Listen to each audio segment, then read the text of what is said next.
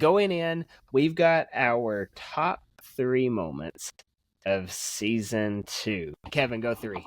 Oh man, Luthen's death. Oh, okay. I in hindsight, I really like Luthen's death. Again, kind of like we talked about already, so I'm not going to rehash it a ton. Like, I think it fits so well with his speech from season 1 that he's given up on being the hero. Right? He knows he's not the hero. He doesn't get the blaze of glory. Like, he goes out at the hand of his protege, who I feel like fits in with Luthen, right? Like, his sacrifice has always required a lot of other people. And here we see the same thing. It's this person who he's closest to is the person who knows him and also has to pull the plug on him, because it's what she's learned, right? It's what she knows is important in this moment. So I love the way all that was tied in. I love that he dies essentially forgotten, alone in the hands of the enemy, because that is what he submitted himself to from the beginning. Like, Luthen did some terrible things, but he was consistent, right? And he was committed to this thing that he was going to have to be in order to accomplish the goal he had in mind. He knew he was going to have to be this guy. He was this guy, and it produced the end that he thought he was going to meet.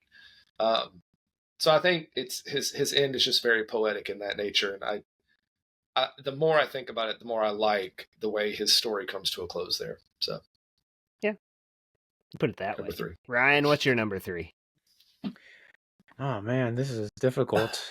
It is. There were a lot of really good moments in this arc.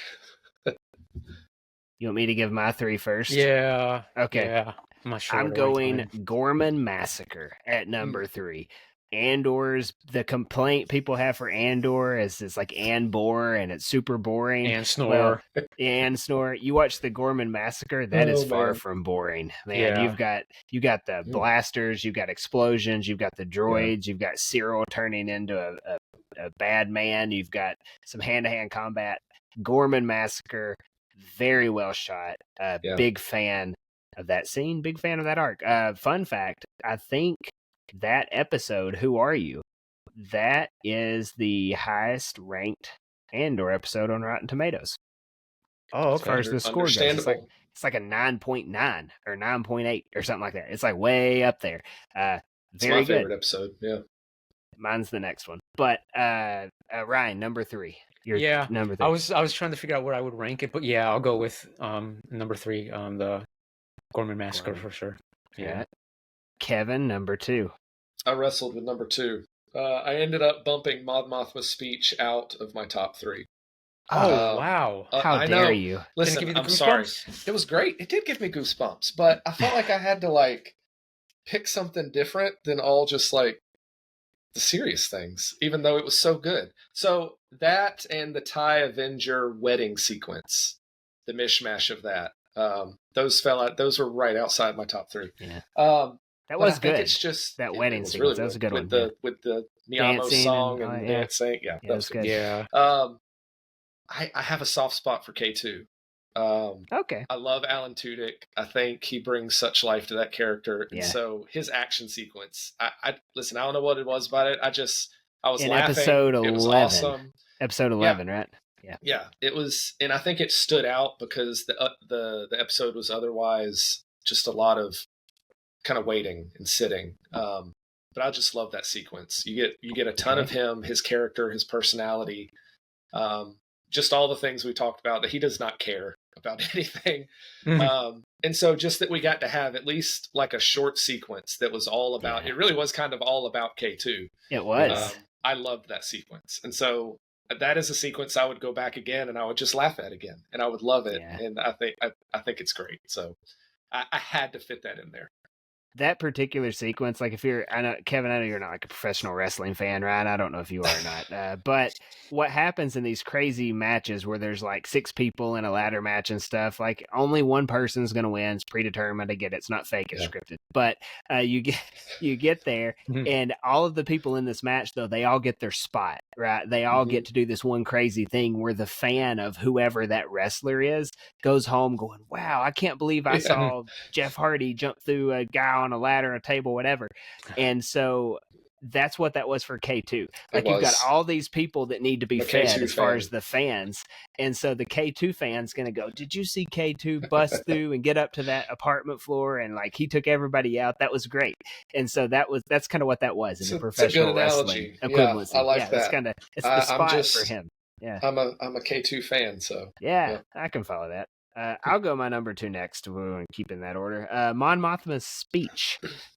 She's like shaking as she's saying it. She did it in a green room. Genevieve O'Reilly did. And I mean, just the fact that she brought that much passion to anything filmed in a room that is all green with nobody there except her and a camera. Yeah. I can't get past that. It's incredible. Shot it very well. Anything in that rotunda as well gives the prequel vibes. Love it. The emperor can't get taken down by the Jedi in the Senate, but his downfall ultimately starts with a politician in the Senate attacking him there without him there to defend himself. So kind of poetic there. Like that. Ryan, number 2 for you. 3 is hard. Only 3. My 2. I was thinking Bix Revenge. I like that. Oh yeah, she went through so much in season 1. The torture. Yeah, so that was satisfying. When she's walking away from that. Yeah, like her and Cassie, and then it's like they blow it up. Yeah, that's good. That was awesome. It's I forgot about that scene. It leaves a really big impact. That is a good one. It happens quickly, but good. It's a deep I like cut. that. I forgot about that scene. Yeah, that is really good. That was one of the best parts of that whole arc was the way it closed out on that sequence. That was really good. That was awesome. Bix is she gets a well-rounded story out of this season as well. Yeah, I think absolutely. Not everybody survives to get that. So I wasn't sure she was going to be in season 2. At first, before it was, anything was released on it, I was like, I hope she is. So that was she would be with it enough, the character, to be in the season. Yeah. So Kevin, your number 1 moment. I think we all may have the same number 1 moment, but we'll go ahead and see. Oh, interesting. Maybe not. Maybe you're about to be like the time when K2 gets broken in half by a droid on Gorman. No, that's not what it's going to be. It's Cyril's Gorman story. So we have different. Yeah. So okay. Now I'm curious as what yours is, because for me this was by far the most compelling and interesting and just like on the edge of my seat moment of this story was Cyril's part in all this in that 3rd arc. Again, one of the most tragic ends to a character in anything, but especially in Star Wars, right? Like, just if you really want to highlight what it looks like for people to be used and how soul crushing it is and how hurtful it is to ignore people, right? And not to value people. Like Cyril is a great example of what it does to a person when they come to the realization that all this that they believed and all this that they did, that it was nothing, and that everything they fought for, that like at the end they were nobody. Like that moment and that scene, it's so well acted. Like just the amount of emotions you can pack onto one person's face. In 5 I'm seconds. Still amazed by that. Yeah. Good night. I mean, a lot of these actors, whether it's Genevieve O'Reilly or Skarsgård or my mind's going blank right now. Like the facial acting in this show was just incredible and it needs to be because of the type of story it is. Like it's not the type of story where they're directly telling you what's going on in their minds, but man, like some of the acting in this was so good. And I think Kyle Soller, like he's got to get. Dedra kills it too with the face acting. Denise Go, for sure. Yeah. But he's one who just in this sequence, like the movement from confusion to shock to anger to just emptiness, like all of those emotions in such rapid succession, like it was so good. And that this is the one sequence in this series I think that'll stick in my mind was Cyril's end and just how incredibly upsetting it was. So that's my top moment, just for sheer impact. Right. For me. I include that in the Gorman Massacre for mine, by the way. That's fair. I'd like to throw that in there. Yeah, that's fair. That's in mine too. Yeah. I'd like to make that known on the record. Everything that happens, it leads up to that point, right? Yeah. I agree with you on that. It's like a heavy hitting moment. It's technically, as far as the critics go, it's the most heavy hitting moment in the series. That arc, how it builds up. Yeah. My number one is Cassian breaking Mon out from Coruscant. So I separate her speech with that, because him breaking her out starts far before, because you get the whole Luthen tells her, hey, Bell's guys, not good. They've got a plant, and my guy's going to get you out.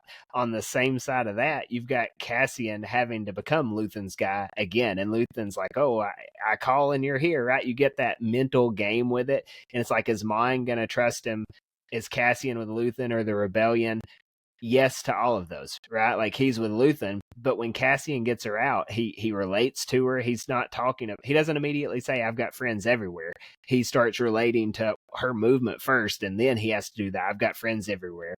And so, yes, he's Luthen's guy, but at the same time, he tells her, welcome to the rebellion, which you see here. No, Cassian is here for the rebellion. What Luthen's doing supports the rebellion, obviously. Like, it's all one and the same, and they kind of intermesh, sort of. But I just loved that transition, because the title is Welcome to the Rebellion.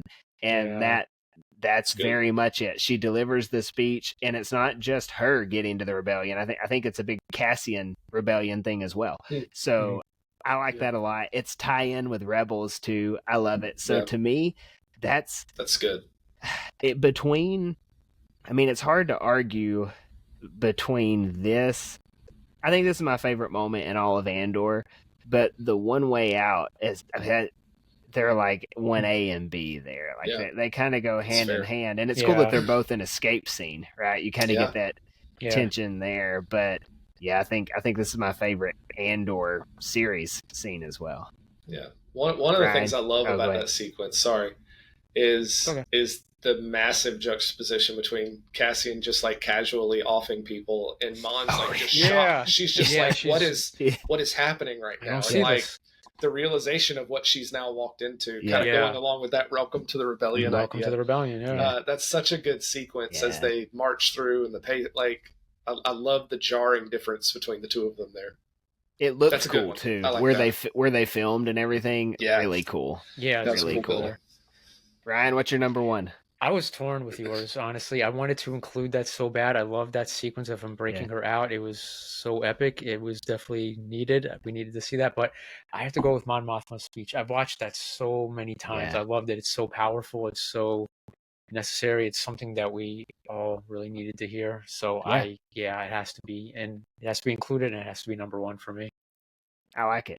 I love just when she's shaking at the very end, just delivering the monster's coming for us all. Like, that's just such good acting when she's shaking and saying it. So I thought that's such. And I love the alternating back and forth between her and just the sheer panic of the Imperial officers. Like, what is happening? Like, shut this down. Off. That was awesome. It just adds to the tension, because you're wondering when are they going to hit the switch? When are they going to cut this thing off? And it keeps cutting back to her, just escalating the speech. It was really good. Because she knew it was going to be shut off, and she knew something was going to happen, at some point. She had to. You're making me feel bad for not having it in my top three now. Well, we two out of three of us covered. Reevaluate, baby. So that's honorable mentions. Right. Number 4 for Kevin.